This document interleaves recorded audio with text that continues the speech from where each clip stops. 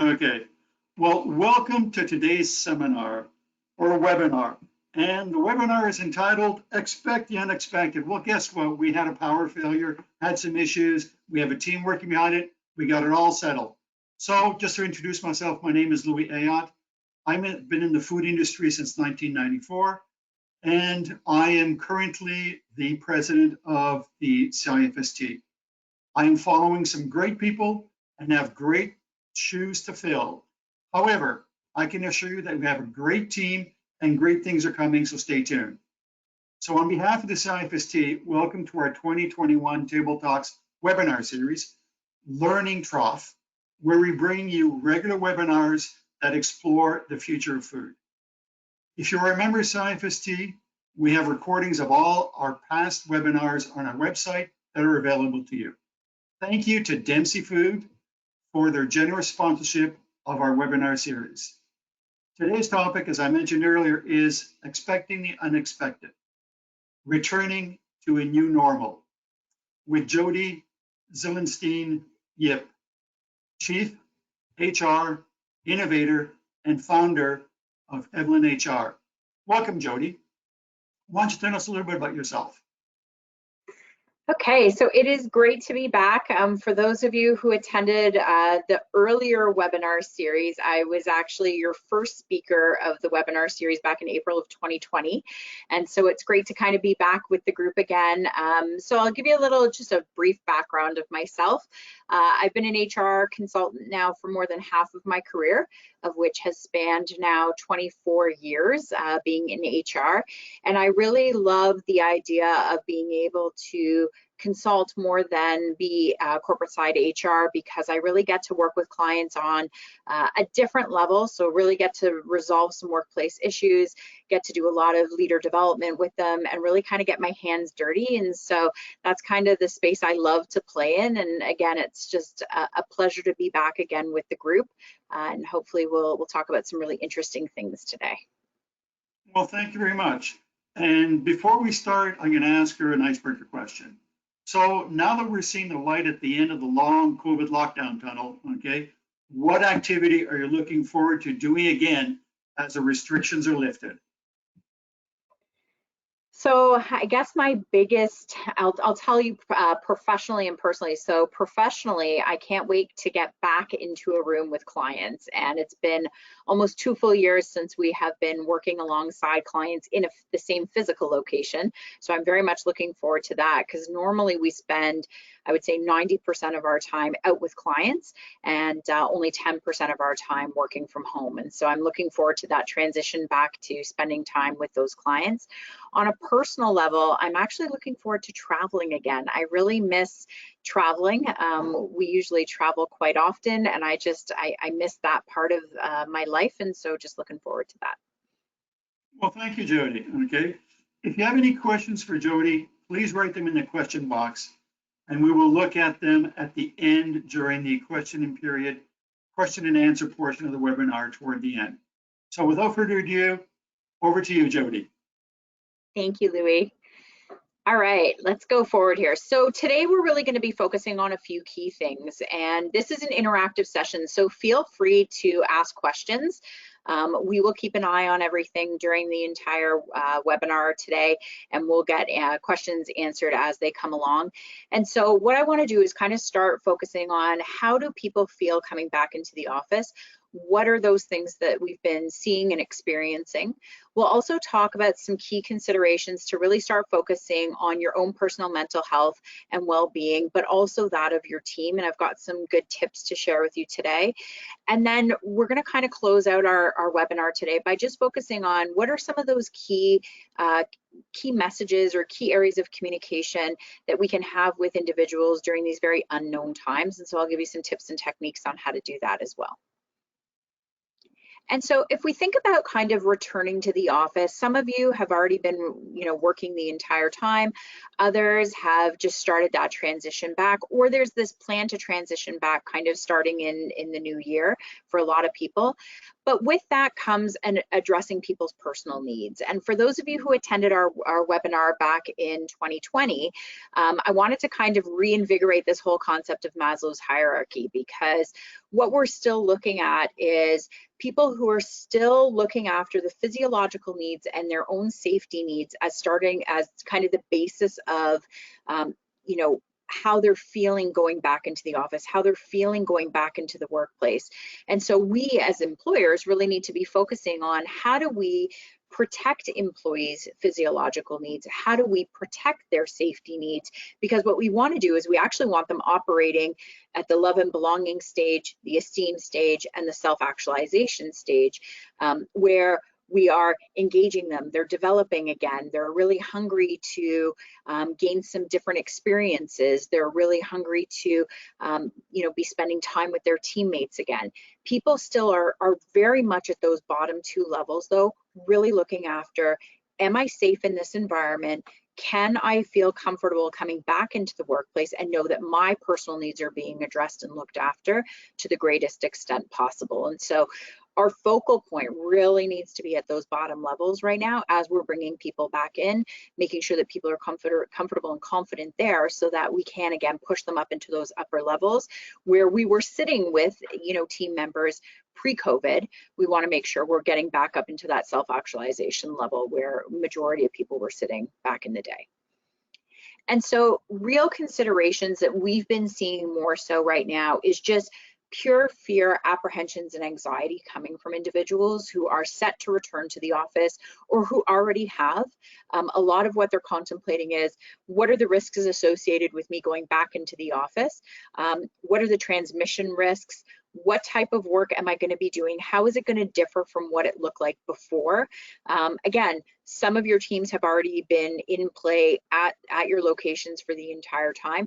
It doesn't mean they're not thinking about these things though. So if you look at fears, apprehensions, anxieties, we could still have people who've been working this entire time feeling this way, feeling all of the things that are now compounding, which are causing more mental health issues within our own environments. And it's very interesting. I facilitated a session last week with a partner of ours, and it was very interesting because he's a lawyer, and he said mental health is a new pandemic, and he wasn't kidding when he said it, because we talk about it often, him and I, and we talk about the fact that people are not wanting to necessarily get vaccinated, or they're trying to get exemption status, or they've been vaccinated, they're worried about others coming to the environment that are not vaccinated. And so there's all of these considerations that we didn't even really have to ponder 18 months ago, 12 months ago. Now that vaccinations are here, now that people are starting to take a stand on, we're either mandating vaccinations or we're putting protocols in place to do testing, et cetera. I think the whole mental health issues are being compounded, and now people are really starting to exhibit some of the impact of what's been happening over the last 18 months. So it's really us as employers being very considerate right now, really having our radar up and really understanding what's going on within our team member base so that we can safeguard their well-being along the way. And so I want to kind of focus on the key considerations to really looking at mental health and well-being. So I want you to kind of think about the rest of this section being applied to both yourself and your team members, because I do think it's all relevant, it's all applicable, and it's how we, I'm going to say, build the muscle in this space to be able to work through some really tough situations that we may be dealing with personally, but also our team members may be dealing with. And so I like to talk about this concept of the corporate athlete. And so you can tell, obviously, on the left-hand side is our Canadian athletes. On the right-hand side is a dad at home with their child. And so there is this compare and contrast that we make between what a corporate athlete is like versus a normal everyday athlete. And so if you think about a normal everyday athlete, they probably spend on average 6 to 7 hours of training per day. If you think about that, then when are they required to perform? They're actually required to perform a very short stint. So if you think about a run, for example, like, these guys who are running the relay, you think about they train and train and train and train and train every day in preparation for that one moment in time where they're asked to perform. If you think about the corporate athlete has very little training, but they're required to perform all day long. And so it's taken a real toll on people where they're starting to feel just exhausted because they haven't been able to manage their own self during this process. And that's why we talk about this whole concept of the corporate athlete, where we have to be able to prepare our bodies and prepare our minds to be able to perform all day long, versus that athlete who is actually performing just a short stint, but training all the time. We actually kind of have it a bit backwards, because corporate athletes, we don't train that much.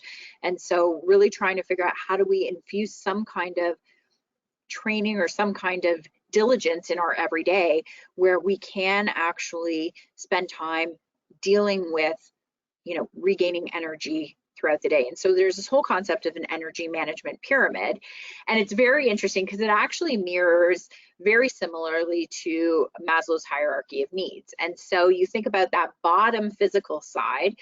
So if we're not eating properly, we're not sleeping properly, we're not taking appropriate rest time, we're not doing the things that we need to be doing, the rest of our energy management pyramid is not going to be sound. And so we really do need that foundational piece of the physical side in order for us to manage our everyday. And so the emotional, the mental, and the spiritual won't be present unless those physical needs are being addressed on a day-to-day basis. And so when we look at the whole concept of a corporate athlete, we're talking about us performing at high peaks, high demand periods of time for long periods of time. Now, one thing we know is that I always say to individuals, okay, so what can you do to make yourself more effective? And they said, I just need more time. And I'm like, okay, so time is finite. You're not going to change that. What we actually have to do is figure out how do we give you more energy throughout the day? And so it's how do we create rituals in our day to build up more capacity for energy. And so for those of you that don't know, right now I'm actually standing, and standing is one of those beautiful things that you can do to help regain energy throughout the day. And so sometimes throughout the day, I'll just stand up, I'll facilitate, I'll sit back down. The ritual side should happen every 90 to 120 minutes. And so there's a little bit of a trick. So there's, if you have those little flags at home, for example, or if you're even at work, you may find you're sitting for predominantly the entire day. What you can actually do is take those little flags or those sticky notes, and you can put them around the outside of your monitor. So if you actually put 7 of them on the outside of your monitor, every time you physically get up, you remove one of them. If you've got a whole bunch of sticky notes at the end of the day, it means you didn't get up and move often enough, which means you're not regaining capacity for energy. And so again, it's how we eat properly. I always say to people, eat before you get hungry, because as soon as you're hungry, you're going for the wrong foods. And then you're actually depleting your energy more because you're eating chips, popcorn, chocolate bars, whatever it happens to be. And what we're trying to do here is, how do we get ourselves performing at really high peaks? Because there's such a demand now on performance, how do we get ourselves operating at those higher levels?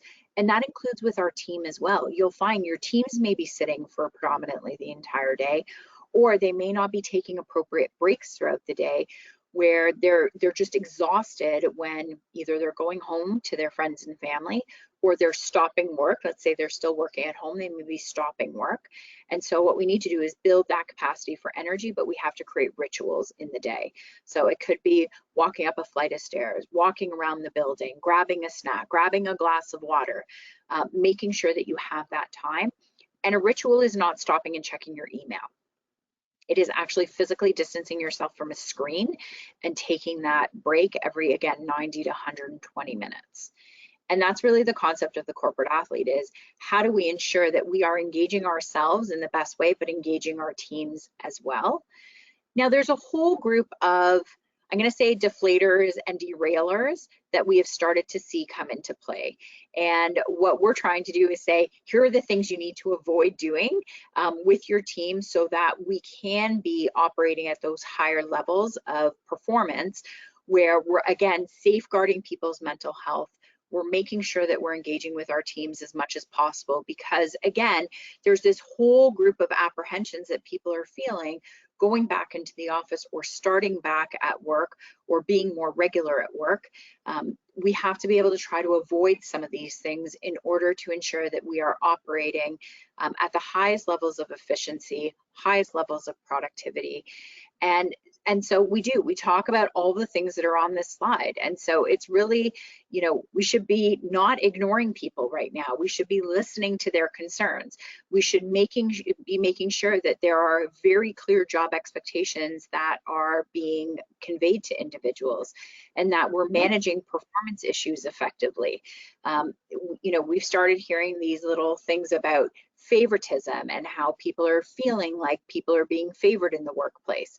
These are all of those deflators and derailers to good, you know, good employee engagement, strong mental health, you know, for ourselves, but also our team members.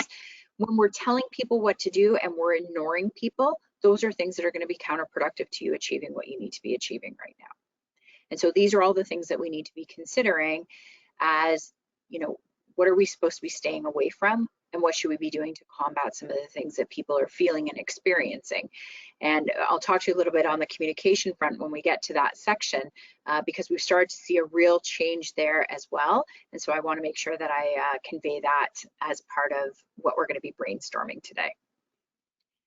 Some other deflators and derailers, allowing mistrust to take root, and so not being able to be very transparent with individuals. Transparency is something that's really critical right now, and over communicating what's going on is really critical. People feel like they're getting unreasonable demands being placed on them, and so imposing those unrealistic demands or unreasonable demands may hinder you actually engaging with your teams in the right way. Now, again, some of this stuff is perception based. And so what we need to do is we need to be able to convey thoughts and feelings and experiences as best as we possibly can. Sorry, my lights just turned out for some reason, but it's okay. You can probably still see me. And so it's very interesting to see that when we start withholding information, people start to shut down, and they know automatically when we are withholding information, they're going to know that immediately. They're going to start picking up on those thoughts, feelings, and perspectives. And what they're going to do is they're going to feel that mistrust starting to take root. We've also seen an increase in people not feeling empowered to do the work that they need to do. And a lot of people are failing to celebrate successes and achievements right now.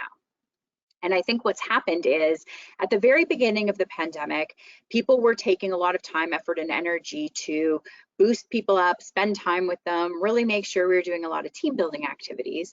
What's happened with time is some of that stuff has started to peter out a little bit. Some of that stuff has started to really just, I'm going to say, falter. And so people just say, oh, okay, I'm not being cared about. I'm not having my achievements being celebrated. I am not worthy, you know, I feel devalued from my organization. I don't feel good about things. Again, mistrust is starting to take root, and it's really starting to take root in a very deep way where we're trying to break people of it and it's just not working. Okay, and so really making sure that we're able to convey our thoughts, feelings, and perspectives on things is really, really helpful. Okay.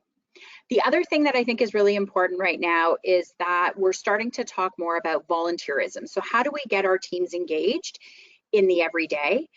One of those great magical things is volunteerism, and it's allowing people to contribute to idea generating, making sure that people are involved in process changes, changes in you know, levels of activities they're working on, different types of innovations that are going on, creative projects that are starting to come into play.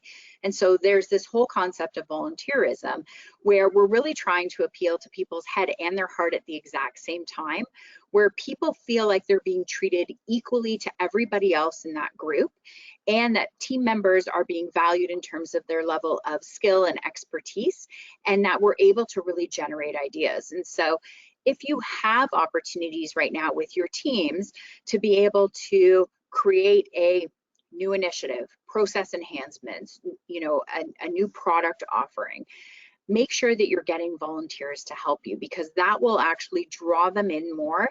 That will boost levels of engagement up, which is what we're trying to achieve. And the other thing that it will do is it will all of a sudden show that they're valued again in the environment. And people who can volunteer their time in the environment, even though they're paid to do it, all of a sudden feel a greater, I'm going to say a greater loyalty to the organization, where that retention is that much stronger. And for those of you who haven't heard about the mass resignation, I'm sure you'll hear about it in the next little while, where we are seeing people who are making life decisions now to alter their environment, alter what they're doing, and people are just outright resigning from roles. I was talking to a client the other day, and she said to me, my doctor just decided to resign. They're in their mid-40s, and they said that they were done. After the pandemic, that, you know, after what they experienced for 18 months, they said, we're fully done. I'm not practicing medicine anymore. And so people, again, are making these very big life decisions now based on what's happening in their environments. And so that whole idea of volunteerism and finding different nuggets on how to boost levels of engagement will also improve mental health. And so the more that we can involve team members right now, what we're hoping is that mental health will start to really take precedent and really start to be at the forefront if we're paying attention to it. And to just kind of like lift up the rug and like shove mental health underneath the rug and pretend it doesn't exist. Again, it is the new pandemic. It is going to cause big ripple effects down the road in our organizations if it hasn't already. And so we're going to have to start paying attention to it. Another way to pay attention to really making sure that we're safeguarding team members right now is celebrating wins. And we've stopped celebrating a lot of wins. So I say take small baby steps. So when you're celebrating something, celebrate a small win. We don't have to wait for this amazing win to happen to be able to celebrate it. What we should be doing is short-term wins allows people to understand that we're doing something right now, and let's continue it. And it really creates, I talk about a fire in your belly, and I'm not talking indigestion, but I'm talking about how do we create an opportunity where people are engaged in the work they're doing, they're hungry for these opportunities. The more we can celebrate wins, it creates that contagious energy for people to drive their own commitment levels. It also allows people to get out of a potential rut that they may be feeling, it might be experiencing right now, because they understand, you know what, we're in this better place now where I feel needed, I feel wanted, I feel valued, I feel like we're celebrating our own successes. It really does help when we're able to celebrate those small wins. And another way to do it is to keep it up and to really keep yourself engaged. And a lot of the time we are thinking about ourselves, and I was just facilitating with a group prior to joining this group today, and I could tell the group was not where they're normally at. And I said, okay, how's everybody doing? And one person just raised their hands. I think I have like 16 people in the group. One person raised their hands and they said, Jodi, I am exhausted. And then people started raising their hands. They're like, I'm exhausted too. And like, I'm exhausted too. And this is a group of leaders that are just fully done. They are exhausted. They have been putting all their effort and energy into their work. They are trying to find ways to be resilient and to persevere, but they're struggling. And so I switched the content around today on them, and I was like, okay, so what do we need to do to help you here? Like, how can we ensure that you're engaged? A lot of it comes down to our own personal mindset. And so the more that our mind is in the game and that our head is clear, that we're able to focus on the work at hand, the better we'll be able to perform and the more resilient that we're going to be able to be. And I know a lot of team members are exhausted. I know a lot of leaders are exhausted right now, but it's how we maintain that momentum. Because if we allow ourselves as leaders to kind of slip, what I find is that our team members then say, oh, okay, this person's, you know, not in the right mindset. Okay, I'm just going to kind of follow suit. I'm going to start behaving in the exact same way. And all of a sudden, it's kind of this recipe for disaster, because now you've got a very disengaged team versus, you know what, I'm going to bring myself, you know, my best self to work every single day. I'm going to give my best energy to what I'm doing. I'm going to show my team that I can be resilient and that I can overcome these things. And I'm hoping that they will then follow suit. And that's really what I'm hoping coming out of our session today together, what I'm hoping is, you'll take a bit of a step back to say, okay, what is my mindset right at this moment? How can we, as we're going back to this, we're not really sure what to expect when we go back fully into, our normal work lives, what that's going to look like, how we rise to the occasion, how we really start to persevere, how we start to, be resilient in our own thinking. I think that that's what's going to make a difference for our team members, and just really making sure that we are at our best all the time. And yeah, you may have had a bad morning, and I always say, admit when you've had a bad day. Like, I am totally fine when people say, you know what, I'm not at my best self today. I'd rather hear that than have somebody think, I don't know how my leader's feeling today. I don't know what I'm getting from them. Like, yesterday they were happy, today they're miserable. Last week there was like up and down like a yo-yo. As leaders, we have to kind of show consistency in how we behave. That consistency shows our team that they can rely on us. And so when we're not bringing our best self to work, or we're not admitting when we've had a bad day, people see us like this type of a leader, which is not going to actually help you at the end of it. And so I don't know if anybody on the line today has a theme song, but I am a firm believer of having theme songs to get your mindset in the right space. And so my theme song is Lowrider by War. And anytime where I even feel like the least bit, if I'm tired, if I'm not in the right mindset, I had a long night, I had an early morning, I may just play my theme song at the start of my time, whatever I'm doing, and it just changes my mindset. And we've seen some pretty interesting theme songs over my career. One of my best, most favorite ones was when somebody said to me, my theme song is Wind Beneath My Wings by Bette Midler. And the group around them said, what? That's not even a high beat, energetic song. And they said, it gets me in the right mindset. And I said, whatever works for you personally is what you need to be going with. And so if it's Wind Beneath My Wings by Bette Midler, if it is, hardcore, Metallica, whatever works for you to get yourself in the right mindset is really what we should be doing right now to show our teams that we can be there for them. We're there to help support them. We're there to help them persevere through this challenging time as well. And I will tell you, I think it's going to get a little bit worse before it gets easier. And because it's vaccinations right now, boosters right now, making sure that, we have the right protocols in place, making sure people don't feel isolated if they can't get vaccinated for whatever reason. And so all of these things are starting to compile. And so I do think it's going to get a bit more challenging before we do start seeing a little bit of an upswing in terms of people's mental health and really, high levels of perseverance. And so when we talk about kind of communicating key messages during unknown times, I kind of wanted to just share some thoughts with you. And I do believe it's really important to share our vision and to really make sure that we're able to bring it to life for our teams. Because what it does is it allows our teams then to think creatively. And so when we share what our vision is, and then we go to the team and we say, so what do you think? It actually creates an opportunity for them to say, well, I think we could do this, and we could do this, and we could do this, and we could do this. And again, it gets that contagious energy spreading where we've shared our vision, we're getting them excited for the vision. We're not like dragging them behind us. I'm sure some of you on the line today have experienced when you have to drag somebody behind you because they're not wanting to go and chase a new opportunity, or they're not willing to help out with a certain initiative. This allows us to actually help out with those initiatives by sharing our vision, getting people excited, and getting them mobilized. We talk about maintaining momentum and getting people mobilized a lot. We do a lot of change leadership work.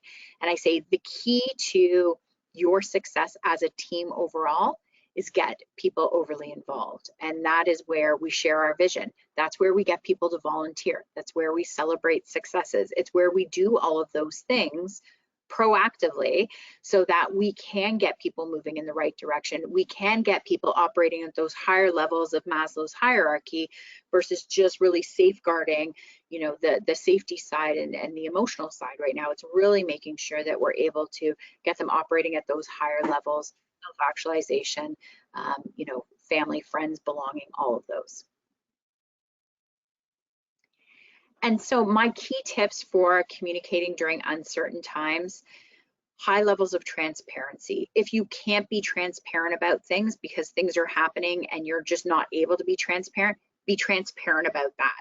It's, look, I wish I could tell you everything that's going on right now. We're still working through things. I'm hoping that you understand that. As soon as I can tell you everything, I promise you I will. Something even as simple as that can make a huge difference in just how people are feeling, how they're experiencing work right now, and allows them to go home to a bit more of a clearer mindset than, okay, I know they're withholding information from me right now. I don't know what it is, but I know they're withholding information. People's behaviors have changed, people's, their actions have shifted. I'd rather just say, as you know, we're in the midst of planning some things. I wish I could be more transparent with you right now, but as we work through things and I can tell you what's going on, I will come back to the table and tell you what's going on. Okay, that's one of the best ways to go about doing it right now. Also, some other key tips: communicate often and be very specific in how you're communicating. Tell people everything you possibly can and don't withhold that information, okay? Unless obviously you're bound by confidentiality or you're bound by any kind of, NDA, etc. But it's really important to communicate often, be very specific in how we're communicating, but also be balanced. So sometimes right now we just keep hearing negative messaging, not the great things that people are doing, but just the negative things things that are happening in organizations. Try to be balanced in communicating, which means you're communicating both the positive things, plus you're communicating the things that, perhaps need to be addressed, perhaps need to be fixed, repaired, whatever it happens to be. So make sure that these 4 elements are there when you're communicating during uncertain times. This will hopefully set people at ease. Okay, it's not going to set everybody at ease, but what we're hoping is it will set at ease, 90% of the population, and then those 10% you treat on a one-off basis, so that you're really safeguarding their mental health and their well-being along the way as well.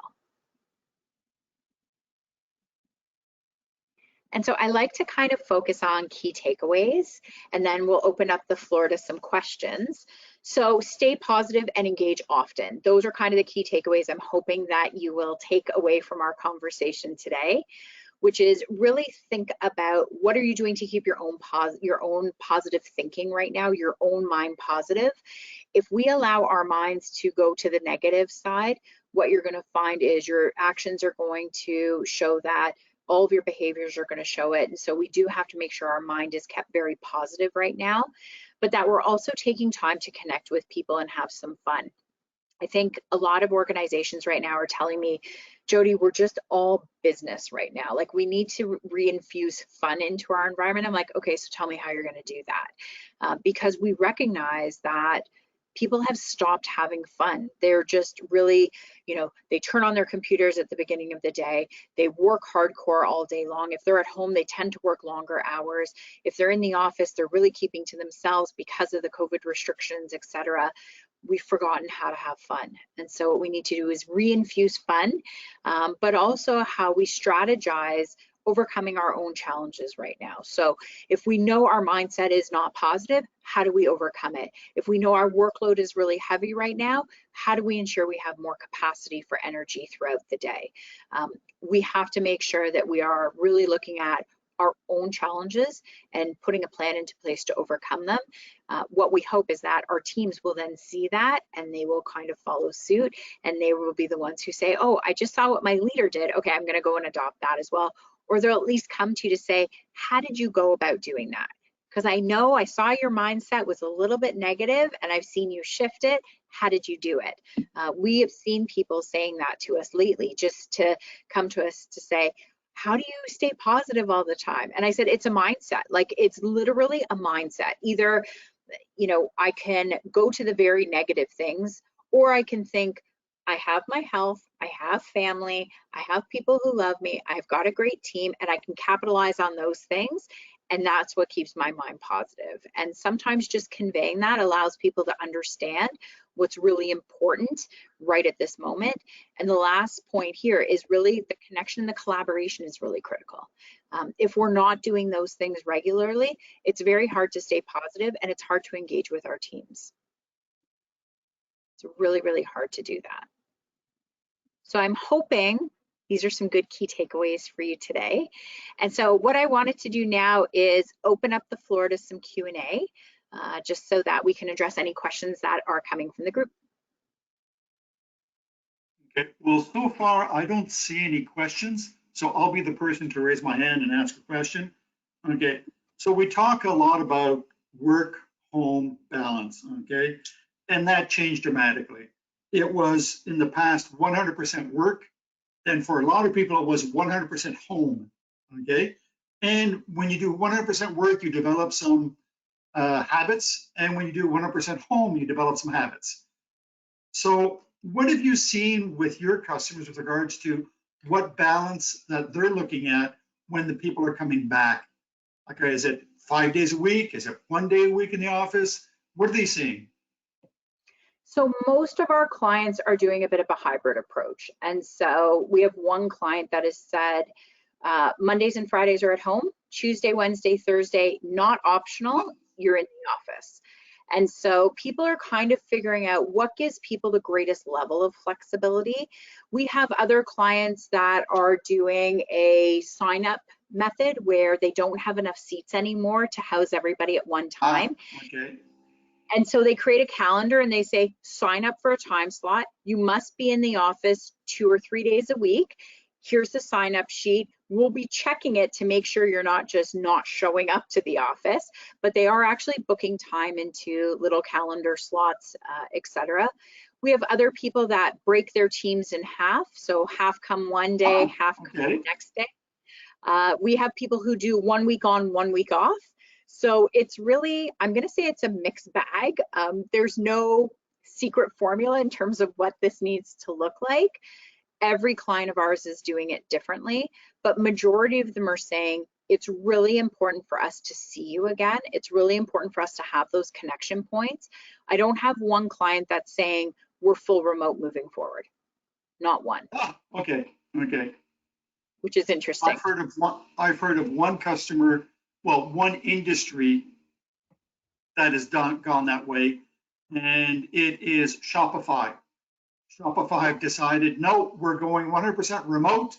You're more efficient, you do better at home, and it's order entry, so there shouldn't be too much issue. But I think that people are going to miss that the human aspect of work. Yeah. Okay. Yeah. And do we have any questions? We have no questions so far. Okay. So nobody else wants to raise their hand. Okay. No other volunteers? I'll give it another minute. Hang on. I'll give it another minute. Okay. And I would say if people are continuing to work from home in a hybrid approach, it's really trying to create a space where you can distance yourself from work. So we work with a CEO actually who has been set up in her living room for pretty much the entire pandemic. And one day I said to her, did you put some drapes up in your room? And she said, I did, because what happens is every time she would walk by the living room, she would have like this need to go and check her emails. Okay. So what she does now is at the end of her day, she closes the drapes as a permanent separator for that evening so that she's not tempted to go and check her emails. And so I would say the same goes for all of you. If you happen to be working in a kitchen or a dining room or anything like that, physically put your laptop away for the evening. Like put it into a bag so you're not seeing it, turn off your phone so you're not answering it, or you don't have that need to go and check it. You know, I don't actually, I leave my phone downstairs every single evening. It gets turned off around 10 every night and I don't touch it until the following morning. And I do that intentionally because I want a separator. Yeah, and I think separation is extremely important, especially for people that actually work from home all the time. I'm rather lucky. I've got an office downstairs, and at a certain time, doors closed, phone is in the office, and it stays there. That's it. So we still don't have any questions. So regrettably, people probably have taken yours to heart and don't have any questions because it was extremely clear. They've got everything down pat. So again, Jodi, thank you very much. Greatly appreciate it, and look forward to working with you in the future with another seminar. Thank you, Louis. It was great to be back again. And if anybody has any questions, you can always just drop me a quick note. Happy to answer any questions that you may have separately. Thank you. Okay. Thanks again, Louis. Thank you. Okay. Bye, everybody. Be well. Bye-bye. Take care.